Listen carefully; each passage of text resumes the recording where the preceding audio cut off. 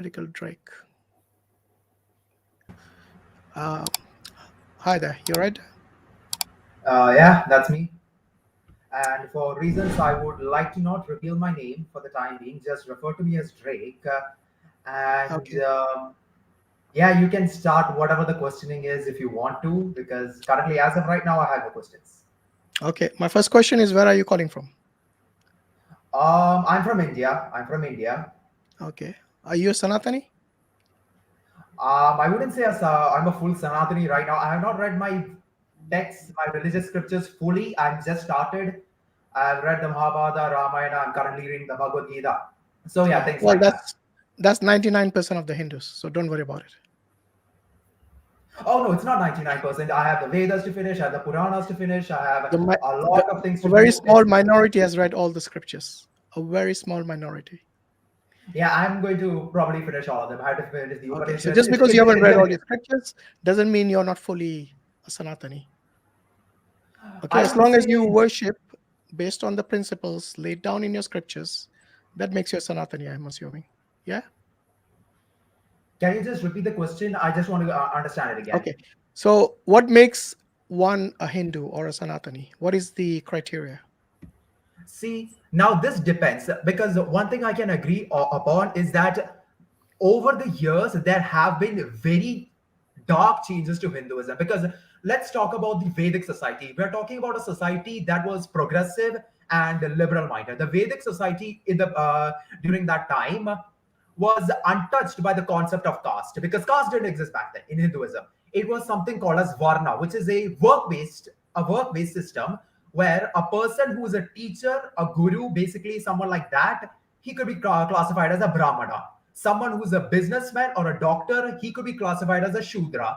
And for a vaishya, they are the small-time laborers. It's work-based occupation. And later I'm on in the asking years, about what makes one a Hindu. You're talking about the caste system. oh, sorry, I shouldn't have deviated from that topic. You need to But listen if to the you're asked, question because it's very important we keep to the topic. So once again, what makes an individual as, let's say, considered to be a Hindu or a Sanatani? Is there any criteria well, that says, okay, if you do this, this, and this, you're a Hindu, otherwise you're a non-Hindu? What is a key thing? What is a key distinguishing factor that distinguishes you as a Hindu or a non-Hindu? I think it depends on, well, over the years of my experience, I would say it's just being a good human being. It's simple as that. Okay. Really, So you that's all think there that is if to it. so you think that if somebody is a, let's say if they are a good human being but doesn't believe in God, can they be a Hindu?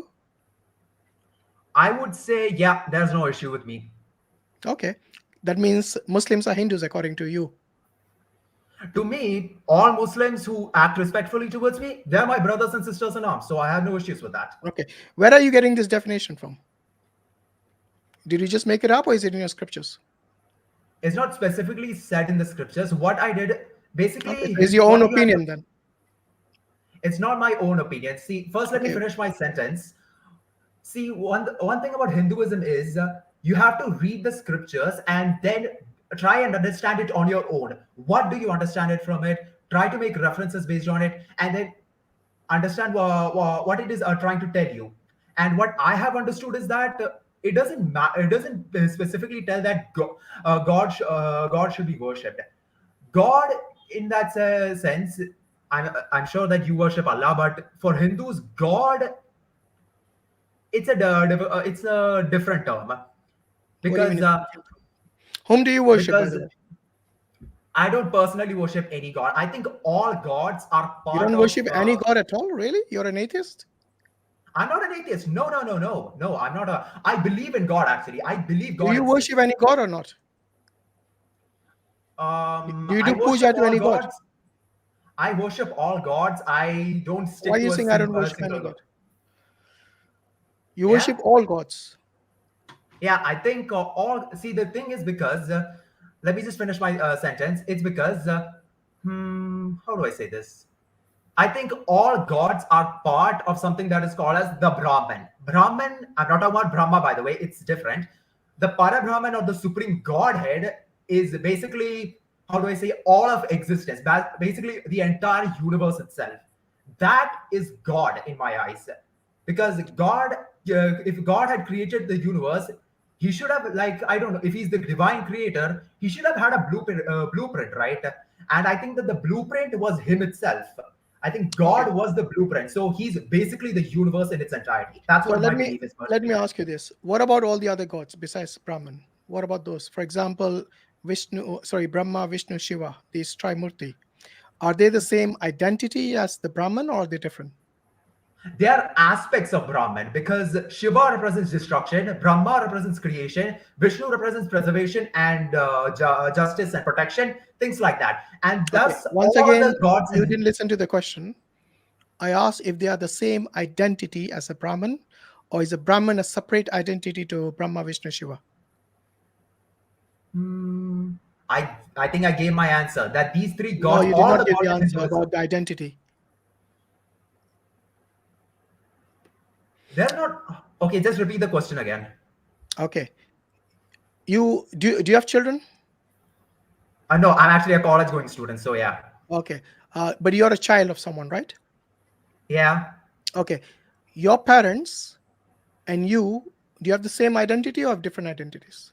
I'm different from my parents, without a So, doubt. I so have some part of me in them.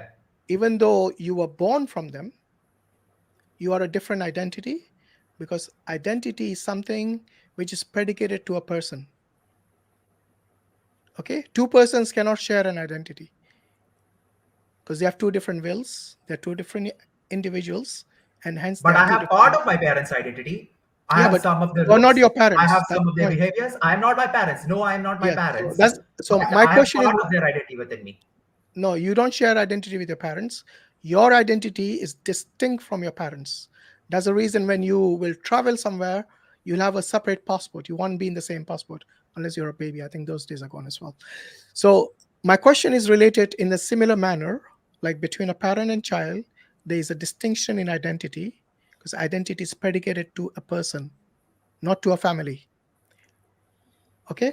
Similarly, when Brahman, who manifested according to you into different entities, say for example Brahma, Vishnu, and Shiva, they each have their own identity. Am I right, Rick? Are you there? Not exactly. Not exactly, I would Okay. say. It's a bit more complex. Is Brahma, Vishnu, and Shiva, are they distinct from one another, or they are the same entity? I would say they are the same entity. There is Okay. a So lot that points towards it. you're telling me Vishnu is Krishna. Sorry, Vishnu is Shiva. Yeah, that's true. It is. No, it's not true. Yeah, there You are several either you are stories. completely ignorant about who they are, or you're just making up answers. You're just waffling because you don't have an answer. So don't waffle. You'll be caught out very easily. Okay, What because you you say? yourself said Shiva is a destroyer and Vishnu is a preserver. If they were the same, they wouldn't have different roles, would they? Why? I just said they are part of Brahman. Where does it say they are part of Brahman? It points out, as I've read the scriptures, it has pointed it You out. haven't read any scriptures, my friend. Yes, I have. You just gave your opinion. You haven't quoted a single reference to any of your scriptures. So once again, when Shiva, do you know the story of Mohini and Shiva and Vishnu? First off, that story, yeah, I know about it. And first, Okay, second off, the Western translations are complete bullcrap. That I can definitely agree it with. doesn't matter. It's in your scriptures. Whether you call it rubbish or not, that's irrelevant. So How is that irrelevant? when How Vishnu is took the that form, irrelevant? You give me an answer right now. How is yeah, that when Vishnu, irrelevant? wait a minute, listen to this. When Vishnu became Mohini, the female seductress, and Shiva Yeah. was seduced by this woman, by her nakedness, to the point where he ejaculated. Are these all Brahman? Because you said they are the same identity. Are they all Brahman who are playing this play or this role or whatever you want to call it, this Maya or illusion, whatever you want to call it? Was That Mohini is not also Maya. I Brahman? would say that is a Leela. That's a Leela, a form of role that the gods did because it eventually led to the birth of Ayappa, who was born to destroy a female demon who was going to terrorize the whole world. Okay, so if it's just an illusion, why is a child born from the union of Mohini and Shiva, Ayappa? What? Okay. Didn't say it was a Maya. I said it was a Leela, which is a duty that is done by the gods. Okay, so it was real. Is that what you're saying? It was real. Yeah, it was real. And one of the Okay, things that you should no, understand no, that's is fine. wait, let That's me all just I wanted to confirm. If it is real, then the question remains, because you said Brahman is the same identity as Brahma, Vishnu, and Shiva. So when Vishnu became Mohini, is Mohini still Brahman, or is that now another identity? it would still be a part of Brahman because Mohini technically is still Vishnu. Vishnu just became a woman. That's it. Okay, so you're telling me Mohini, who is a seductress, who shed her clothes and became naked, is Brahman. It is a part of Brahman. Seriously, one thing that I would like to share is What do you mean Brahman part of doesn't just Brahman? Come on, this is immorality. Do you not recognize it when you see it? Would you want any woman to be a seductress to someone who's not her husband? no. I wouldn't. Wait, So just let me finish my thoughts, please. how can you say and how can you say that Brahman is the one who's playing all these roles? It is he who actually indulges in this immorality. Even Shiva. If you're saying Shiva is also part of Brahman, then the question still remains: why Shiva running after a woman who is completely stark naked? He's running like an elephant on heat. Yeah. And Yeah, he's doing all of this in front of his real wife, Parvati. Now you tell yeah. me, do your gods commit immorality? Just wait a minute. Just repeat the question again. Do your gods commit immorality? They didn't commit immorality. First off, So there who is were committing reasons it? why they did this. Who is committing There the were reasons why. immorality? If it's not your gods, who is doing it? Who is taking part in this Leela? If it's not Brahman, according to you. Because it's a duty done by the gods. Both Shiva and Exactly. So that Vishnu had duty is to agreed to do do. immoral things. What kind of duty of gods is that? To commit immoral, And which I said that it was. even you as a human being will actually think twice before you start, you know, getting all this aroused sexually by a naked woman who's not your wife. These are your gods, man. If the gods can do that, then the Hindus will say, everything is kosher. Okay, first off, the first thing is that it was needed to birth Ayappa. There was a female demon who was going to Whoa, whoa, whoa, terrorize the whoa, whoa. world, Wait. So destroy you're the saying without universe. this immorality, Ayappa will not be born? Why can't they get married? Because Shiva was married to Parvati at that time. Exactly.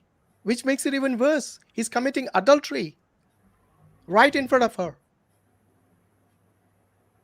That's like, okay, let me just expand upon the story a bit more. See, Yeah, go what on. happened was basically during the time By of the way, when you transformation of. expand on it, wait. When you expand on it, don't tell us about why Ayappa needed to be born. I know the story already. To kill a Rakshasa, okay? To kill some demon. That's different. The ends do not justify the means. If your gods are getting sexually aroused by someone who's not their spouse, then that to me is adultery and immorality. Especially And if that's they fine have, with me. That's fine. I can especially if understand they where were you're coming getting from. aroused to the extent where they ejaculate. This is immorality. I don't know how you Hindus can just accept this as being Leela. Okay, so let me just Yeah, explain take a this. deep breath. You'll need it. See, this is what happened during that time. When the Rakshasa that was supposed to be killed by the hands of Ayappa, both Lord Shiva and Vishnu had to do something regarding this. You're And doing since both exactly what I told you not to do. let me just finish I know the before you story, speak bro. Look. anymore. I know you're trying to justify somehow this immoral Bro, let me behavior of just your gods. finish. Let me I'm just asking finish you the a simple story first off. question. Would you expect gods to commit immorality? The very gods who are supposed to be your role models, who are supposed to give you, um, you know, um, good teachings of moral behavior, of upright behavior, not to commit adultery, not to fornicate outside marriage. Bro, let me Did your just God finish commit my. adultery? Tell me, is adultery in your book not immoral?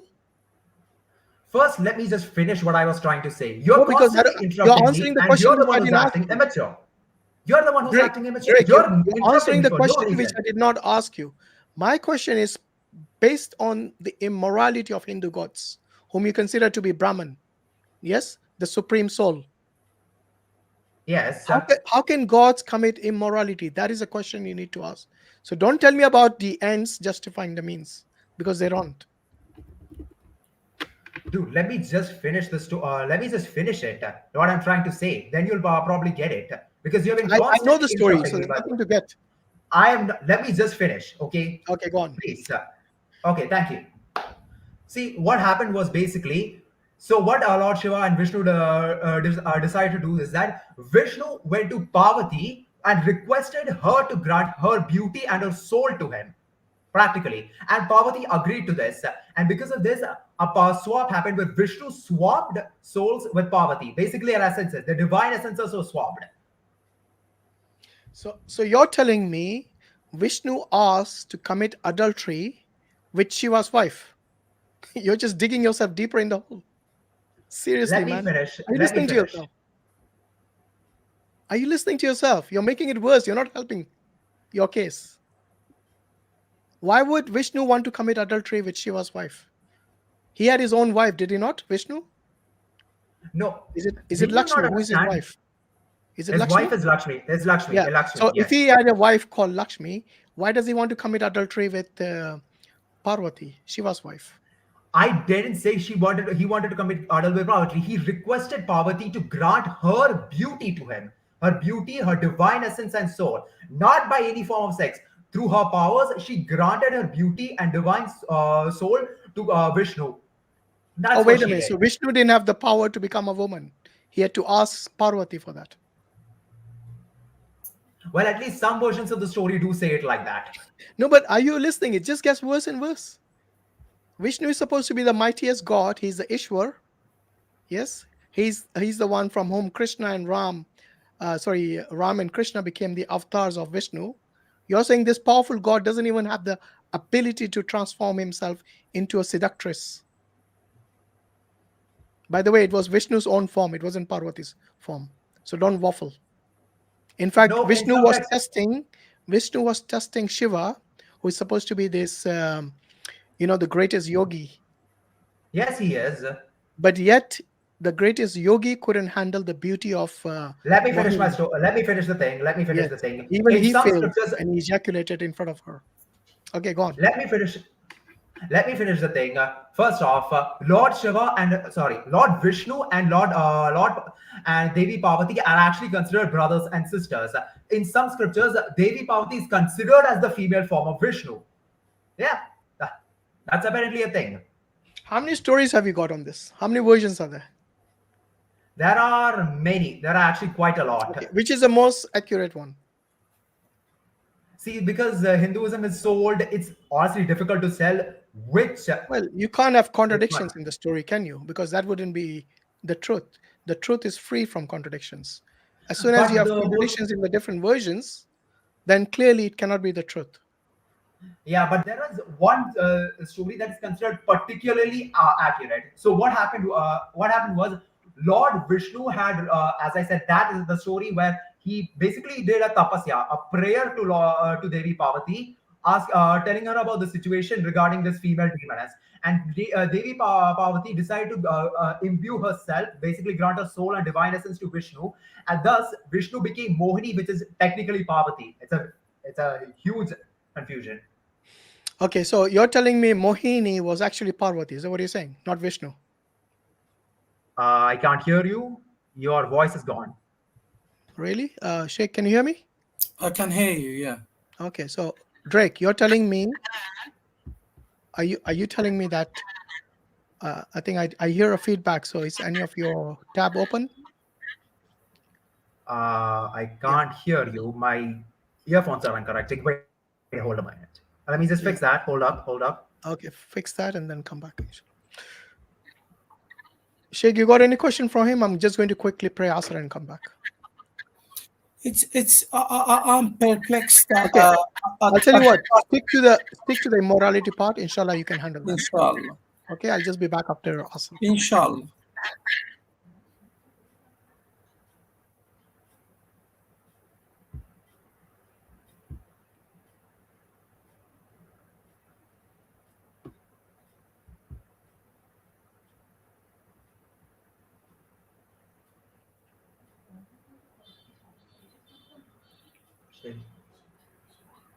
Okay.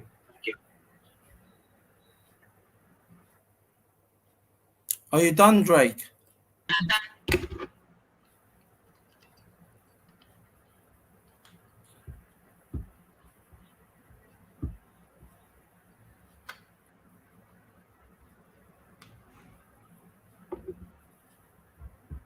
Are you done? Yeah, almost. Oh wait, now I think it's working. Hold on. Okay. Yeah. Yeah, I think I Okay. can hear you now. Yeah, I can hear you. So explain this to me. How can a mighty God not be able to turn himself into a seductress?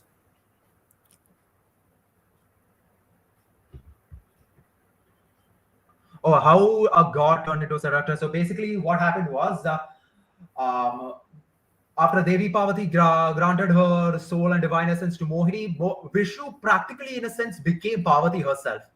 So yeah, that's what happened in a Alaikum sense. salam wa rahmatullahi wa barakatuh. Yeah, but how? What kind of a God is that? Yes, I didn't understand. A God without might. A God who is allegedly is mighty, but still cannot do a minimalistic thing.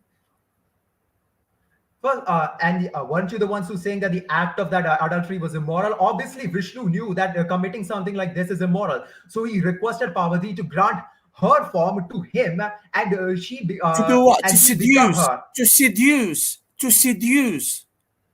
Meaning to be part of the immorality.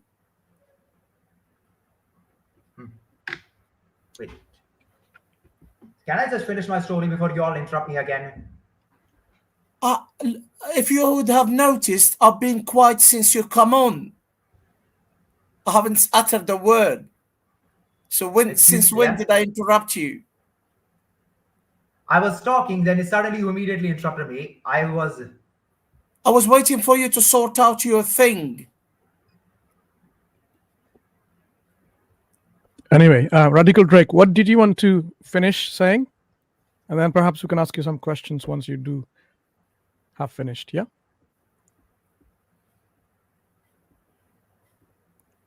Did you hear me at all or not? Did you hear me? Yeah, I can hear you. Yeah. So do you want to just finish what you have to say? And then we'll ask you some questions on that. Okay, so I'll just finish what I have to say, because first off, Lord Shiva. How do I explain this in a sense? Hmm.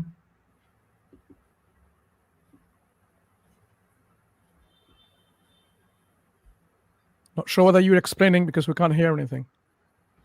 The reason why I could say Shiva got and let himself attracted is because of the sole purpose of their order, because of the sole purpose of the duty to birth Ayappa, and so that the female demon could be destroyed. That was the reason. Okay, are you finished explaining? Yeah, I would say I'm finished. Yeah. Okay, good. Sheikh Ibn Hazm, I mean, you carry on with your further questions. Yeah, it still shows that his God hasn't got the ability has got no power, because he needed a goddess, his wife, the wife of the other one, to give him her powers. And basically become her. Parvati basically Become her, and then once he becomes her, it's immoral. He's going to be acting in immorality. How was that immorality? Vishnu practically became Parvati herself. Parvati wasn't Vishnu at that time. Whose wife was it? Was she? Shiva's wife. And The one that Lord Shiva was lusting for was his wife in that time.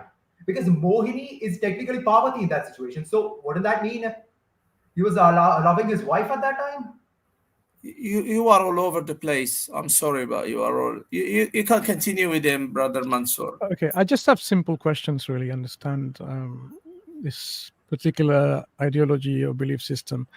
The concept of gods or devta that you have, I mean, they're not really gods as it's understood in the Abrahamic tradition, because to us, God is the most supreme being, the one who doesn't have a beginning, the one who doesn't have an end, the one who is the most perfect, the one who is not deficient, self-sufficient, independent, and absolute. Obviously, by that definition, none of your gods that you believe in are gods in any shape or form. So there are different concepts. What do you mean by these gods? They're like some, superpower beings, but not really the most supreme. Okay. So what would be interesting to find out, do you have a concept of someone who is the most supreme of all of that, and what are his qualities or characteristics, and how did the cosmos, the universe, everything that exists in our understanding come about? Well, if you're talking about the supreme being, then I can say there's a supreme being in that, and Go that would ahead. be that is the Parabrahman, which is basically the supreme Godhead, of which all other gods are a part of.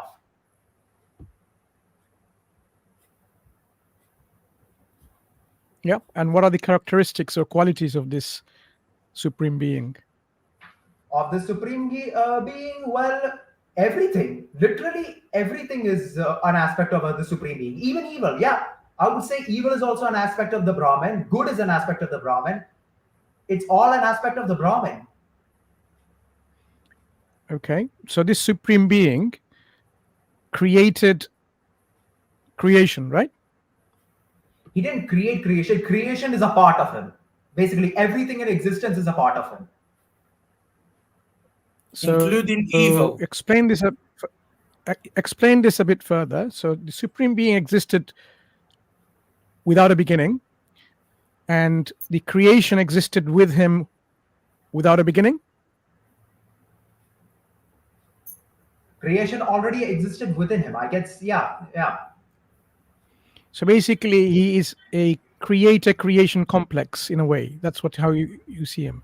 So the creation is not something that emanated or resulted from the creator, the supreme being, but it's already what the makeup of the supreme being is. Creation is the creator.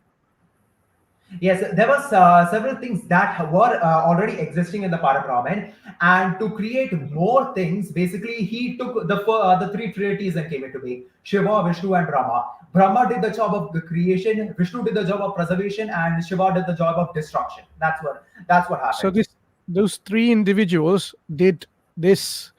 Parabrahman, you said, right? The supreme being. Did he create them? Yeah, I would say he didn't technically create them, or yes, I could say yes, he did create them using a part of him, because Shiva, Vishnu, Brahma, all the gods are part of this Parabrahman. When you say parts, that means they already existed. Yes, it already existed within the Parabrahman. Yeah, I would say, yeah, that's right. Yes.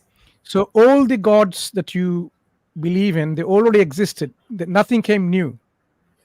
Is there anything that new that came that didn't exist at one point?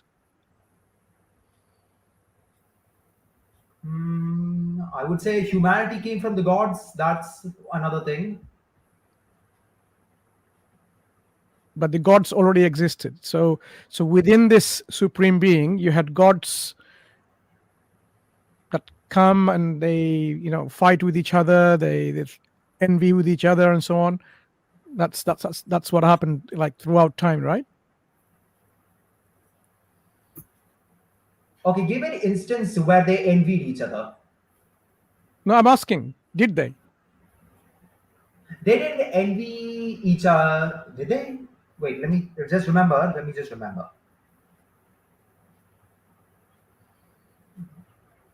At least from one of the stories I've read, I think that there was a bit of disciplining going on here and there. Where if one part of the Brahman decides to stray away from the path of Dharma, then another part of the Brahman, that is someone like Shiva or Vishnu, would set them back on that straight path again. Okay. So the supreme being is Mansur, you someone who frozen, brother. Mansur, the you supreme frozen. being. Oh, okay, I see. I don't like it. I will just remove.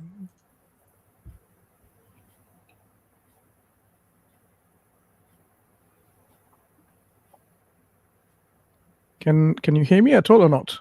We can hear you, but we can't see you. So something happened with the camera, and never mind. At least if you can hear me. So No, we can. We can. you can or cannot? No, we can hear you. Yes, Okay, we can. sure. Hear you. As I was saying, okay, I'm not sure about the camera. We will just continue with the audio Okay. for now. So the supreme being brought about from part of him these three other beings who did the act of creation, preservation, and you mentioned something else, right? Okay. So are you saying that the human beings that are being created is not to show some veneration to the supreme being, but show veneration to the ones who the intermediaries, like Shiva or Vishnu? Okay, so I've said this before again. All the gods in Hinduism are part of the Brahman. They're connected to the Parabrahman. So if you're venerating the gods, you're directly venerating the universe. You're practically venerating all of existence, the Parabrahman itself. That's it. Okay. So all of these things that you explain about this belief system, how are you sure that this is indeed what it is in reality? Where do you get this confidence from that the information that you've just shared with us is indeed what the reality is? What are the basis, what are the evidence to support this belief system? The evidence to support this belief system, well, I think it's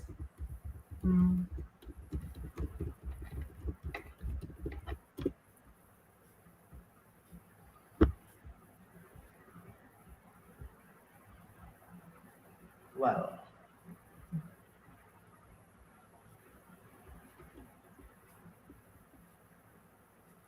What's happening, Drake?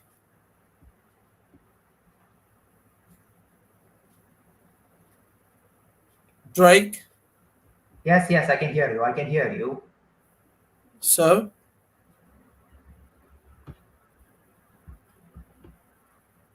How can I say this? Well, let's say.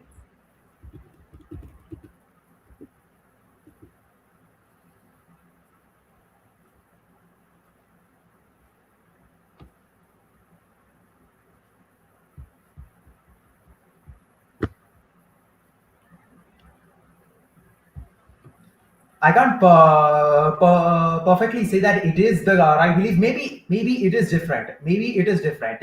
But Hinduism is a set of philosophical beliefs, logical arguments, and stories of the divine combined into one thing. So it's based on those philosophical beliefs and logical arguments that appeal to the mind of a person that I can say that this belief system is suited for me and it's believable. Yeah, but you see, there are lots of philosophical belief systems and they can contradict with each other, some less appealing than the other, some more, for example. But that doesn't constitute evidence. When we want to make sure something is really true, something is really factual, we really need to have a very high standard of evidence. So we can't just simply go by our, what the philosophers have said and it feels like appealing to you. This appealing aspect, that doesn't constitute evidence. Evidence is something that can be objectively verifiable to people, and they say, yep, definitely that's something that is acceptable. That's where the level of evidence is higher, especially when it comes to religious belief system and ideologies. We want to make sure that the life that we're living is not really wasted from the objective that we are here for, because the life that we're living must have some objectives. We haven't been organized in this way, like in a human body, for example, in this so precise engineering for no reason. So there must be a purpose that we're supposed to serve. And if we are not sure, if we're not confidently sure based on evidence what the reality is, then you may be really someone who is going to be at a loss finding out once you die, and there'll be no coming back. So it is very essential, actually, to really critically assess any belief system. And as you know, there's so many different belief systems and philosophical ideas all around about the reality, about the world around us. Not all of them are similar in essence. They contradict with each other in various ways. So they can't all be true, okay? Because truth cannot be contradictory. So how do you then determine what is true and what is not? Is it simply just going by some philosophical and logical arguments, or you need to have some basis of evidence that you say, okay, if I find these evidences, then I am going to be convinced? How do you go by?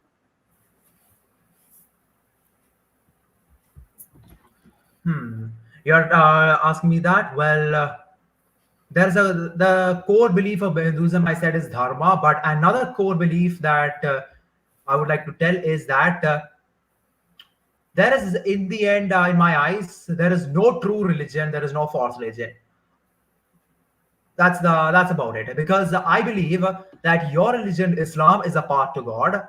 I believe my religion, Hinduism, is also a path to God. I think Christianity and Judaism are also paths to God. Do you believe that the Aghoris are a path to God too? The Aghoris. Okay, that's actually a really good question. A really good question. Yeah. So the thing about Aghoris is, I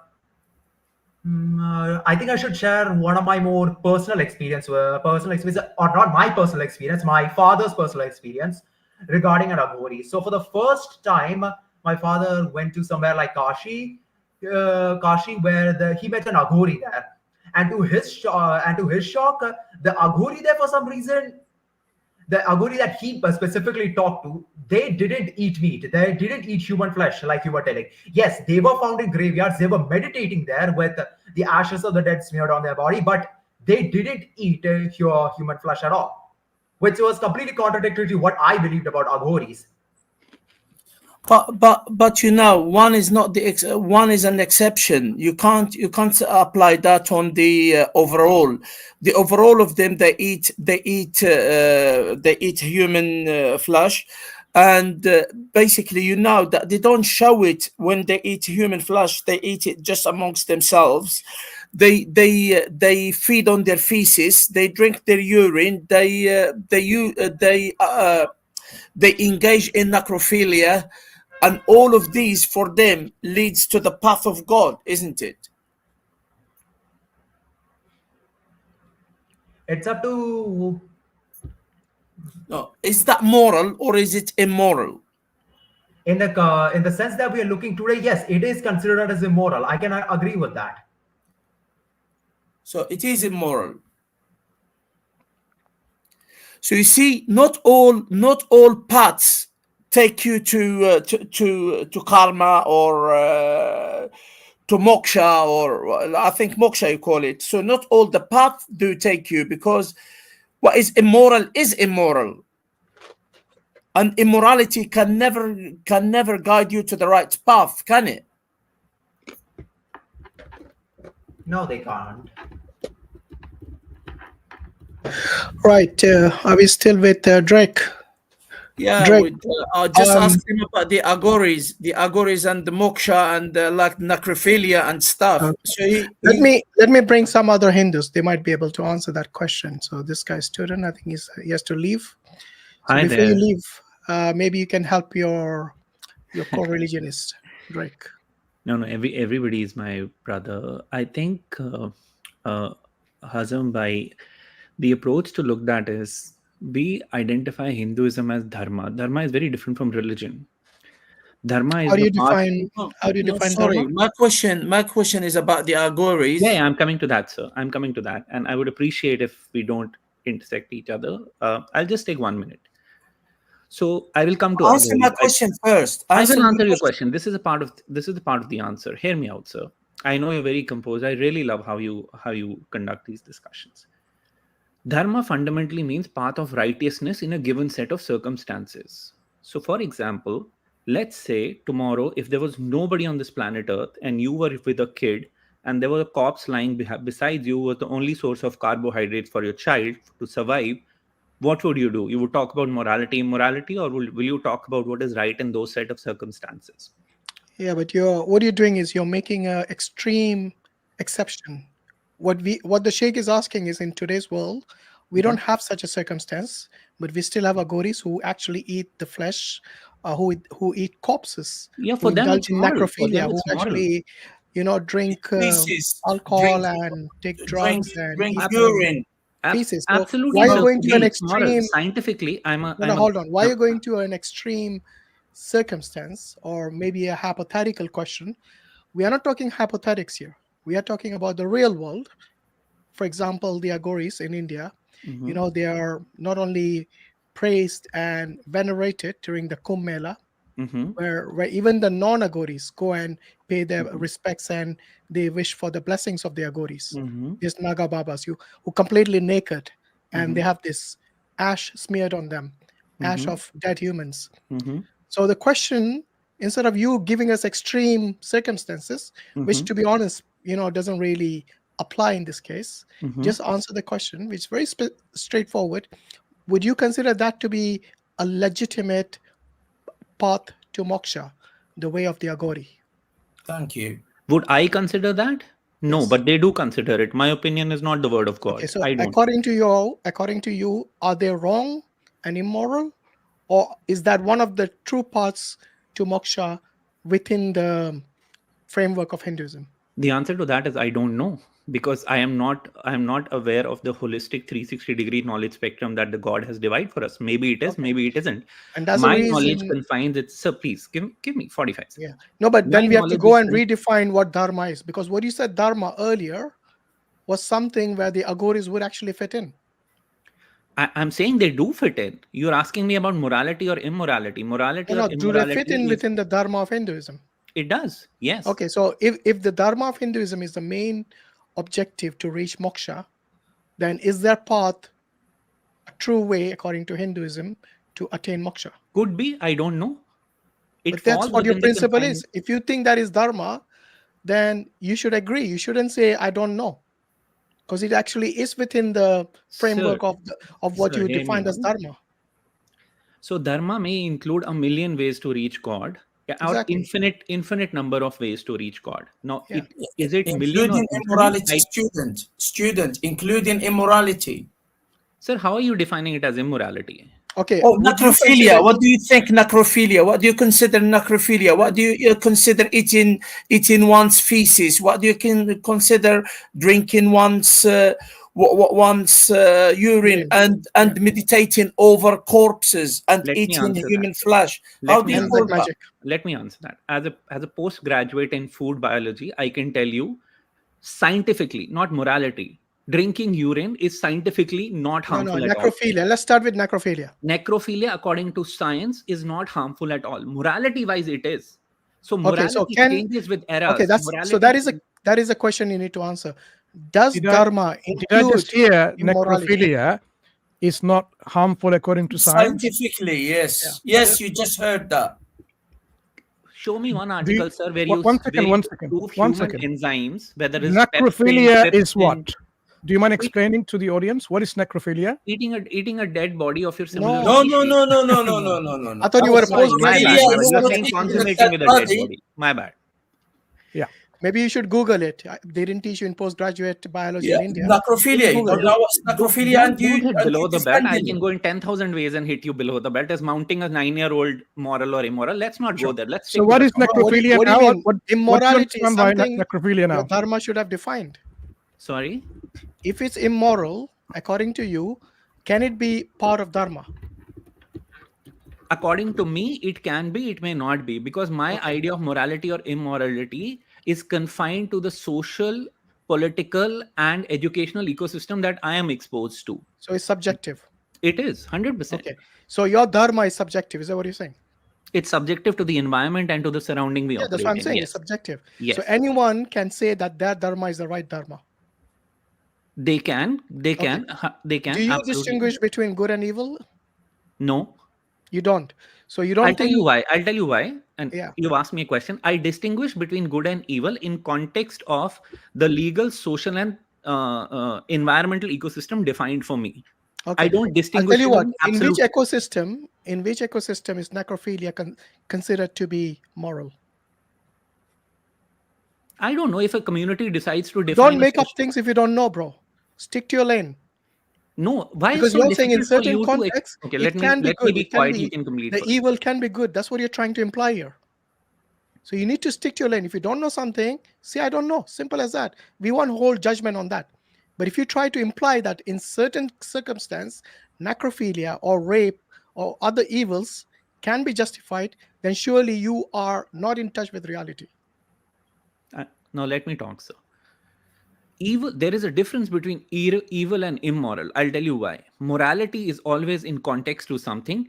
Evil is something that leads to larger bad of society or the species as a whole. That's why Okay, I started with dharma, no because problem. dharma exists for sustenance. At that point of time, what is essential for sustenance?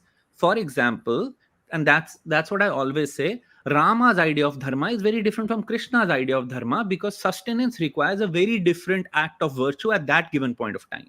Okay, so Now, for if you, you're evil, wait, is evil always immoral? is no, it's not. Okay, let me ask you this. Anyone who commits evil, is that something which is objectively wrong for everyone in the world? Or is that subjective as well? Depends the context of that evil.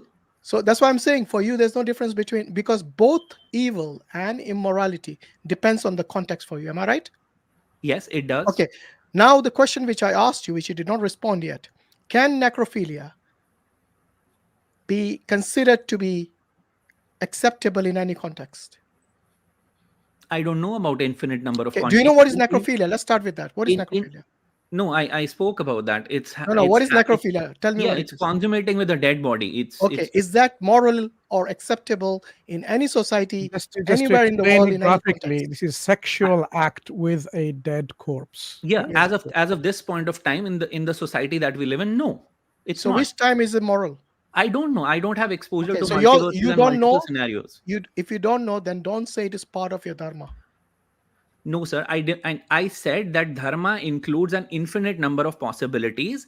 Can this be a possibility? Yes. Is it surely a possibility? I don't know. So you don't know dharma, that means, if you don't know. Sir, why is it so difficult for you to Because understand? you're saying dharma is subjective now. I Yes, mean, it is. I okay. don't Okay. understand dharma I in. just want to point one thing here. So Yeah, man. basically, you're saying it's possible. This was one of the ways of dharma, which is acceptable practice. So you're saying it is possible. It's okay at some point in the past, but you would say it's not okay today. Is that what you're saying, referring Yes, to? yes, yes. Okay. Why is it not okay today? Because the social, political, and moral standards we have defined for ourselves don't allow for this kind of a behavior in the current ecosystem. Okay. Okay, can I say something, Mansour? Sorry, Mansour. He Yeah. still has got to answer. How is it not harmful scientifically? Because he mentioned that, No, no, and I I got just that wrong. want I this. take my words back. I was Yeah, talking about cannibalism, not Yeah. He didn't necrophilia. know what necrophilia meant. He sure. probably just Oh, Googled it. okay. Because That's no, fine. because Yeah, okay. that's fine. So now, Okay. further to what you just said, so that means you're open to the possibility, if society considers rape acceptable, you're happy with that because it's part of dharma in the future. So, so in the given context, no, I'm not. No, But in the social context in the future, when society says it's okay, like say in India, they say it's okay to rape, or in some other parts of the other countries in the world, they say it's okay to rape. This social context is such that people are happy with it because it's part of their understanding of dharma. who's people? Then Can you define me? Can you define who's I'm people? explaining those people who believe in a dharmic system. They say it could be a part of dharma, and they say it's okay. So if that understanding is there in that social context, you will say it's okay. Can you define who are the people? So, for example, if I there will are 10 explain to people, you. five men, Those people who consider it to be is part of dharma and it's okay. No, because you're going against free will of certain people. Those people can jolly well stand up and say, I'm not fine with this. That's why I'm saying So you're it saying, is wait, right wait, for it every is time you repeat, and I don't know if you realize this, you're saying that rape is supposed to be okay under certain circumstances. Similarly, necrophilia can be okay in certain circumstances, depending on the society, depending on what is acceptable Sir, don't put words on my mouth. I Wait, never said it's rape would be recorded, bro. okay. It's I said, recorded. I've asked you several times, is it subjective, necrophilia and rape? And you kept saying yes. show me one instance where I said rape is subjective. Please, Okay, please once again, dictate is that. rape evil or is it subject? It can be good as well. Is it always No, evil? rape by design happens against free will, and it is wrong at all points of time because Okay, it does not include free will. It good. includes So imposing your will you on do someone believe else, evil like now, yeah? slavery, Hang on, Okay, like Hashim, possessing Hashim, women under your Hashim, right hand. It is against their will. yeah. Hashim. So is necrophilia. So is necrophilia. That corpse, he never asked that corpse to if he And can. corpses have will? Well, hang Can you on. do anything with your corpse when you die? Sorry? Can anyone mistreat and abuse your corpse when you die? I don't know what purpose would it What solve. happened when it came to personal? You got stuck. No, I Yeah. did not, because I said I Are don't you know okay what with purpose does people that solve. eating your corpse when you If die? that purpose is for the greater good of humanity, sure, go ahead. Well, it's the greater good of the Aghori. Will you Yeah, donate if your my corpse? body can be food for someone, absolutely, go ahead. If it can solve your satiety, it Okay. can. What if your family says no? Should we believe your family or you? Sorry, come again. You have given the consent, Yeah. but when you die, your family refuses. Whom should we believe What then? happens in organ The, donation? the People don't live ask people or family. the dead People ask the person? person whose body is there. They don't go about asking family members. Of I course would they be do, absolutely because okay. the family members are the ones responsible for the death, how they're cremated, how But they if are it is my disposed free of. will to use my It is body in a absolutely certain the way, family, because you're dead. You don't have anything to say at that time. So if your yeah, family refuses to give your body to the mhm. Aghori, even though you said on live camera in front of nearly 500 people, but if your family says no, whom should we believe? You or the family? No, Whose word because the should we family believe? has the first right on me. The family, You if see, I have not that's made what it I'm saying. So now explicitly clear. consent comes in. Have you realized that? Earlier you Well, said that's there's no exactly need what to I consent. said. Where consent is involved. So, for example, does Aghori go to a family whose person is dead and say, "No, I'm going to take this person away," or does this happen? And again, all I'm saying, sir, is you're confusing the issue. All I'm saying this is dharma has a million paths. Are all those million paths right? Okay, I so don't you know. Are agreeing all with those us then? million? One of So, the paths of Dharma is the Aghori path. yeah, It is a way to moksha. for Yes. them, I don't know Yes, the of answer course to for this. them. Whether I'm it not is saying no, surely a path but to that's what moksha or I'm no, I saying. So don't know. for you today, eating dead flesh is wrong Because of the the flesh of the dead education, the is wrong because societal upbringing, the kind of values I have grown up in, it's okay. wrong for me So because if of you that grew up lens. amongst the For example, marrying my first cousin is wrong to me because I have grown up with those value systems. Is it okay, absolutely wrong? I don't know. Genetics says otherwise. Genetics says that's it's wrong. fine. It What brings about recessive genes into the forefront. so if you don't harm someone, you're saying is okay, right? Sorry. If you do not harm someone, for example, take incest. Mm-hmm. Okay, both of them consent. Mm-hmm. Would that be considered evil for you, the Yes, incest? because it is getting the recessive genes into the forefront, which is scientifically incorrect, and it What is if is bringing a forth what recessive if is the disorders, and it father? is harmful your What next what if, what generation. if is the father and the son? Sorry.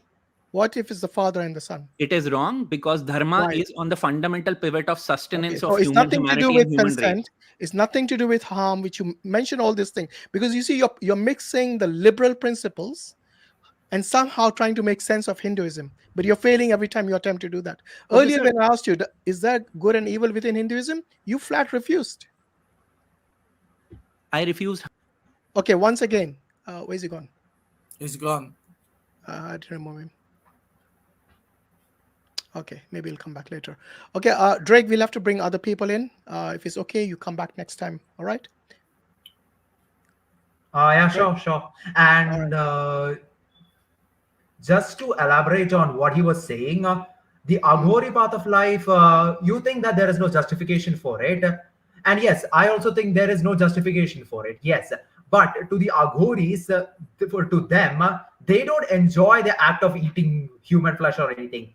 The path of an Aghori is basically to realize is spirit as a spiritual path in which by eating human flesh, they are ridding themselves of material desires. So No, basically, the they're question is not about they enjoy or not. The question is is this immoral according to you or not? According to me, it is immoral. Okay. According to me, it is So immoral. anything that is immoral, can it be part of the dharma which leads to moksha? That's the key It is question. not part of dharma as a whole, but it is part of a personal dharma. To Moksha. Aghoris, I'm talking that about is their moksha. dharma. Can this immorality lead to moksha? Yes, it can. Maybe, maybe That's not. Maybe Okay, so not. you're Maybe different from not. the other Hindu, and that's what I'm saying. Every yeah. Hindu has their own subjective perspectives. There's no central understanding, so you contradict each other. Okay, anyway, I think we're going in circles with you, Drake, because we've already discussed this. But thanks for your time. Appreciate it. Yeah, sure. All right, take care.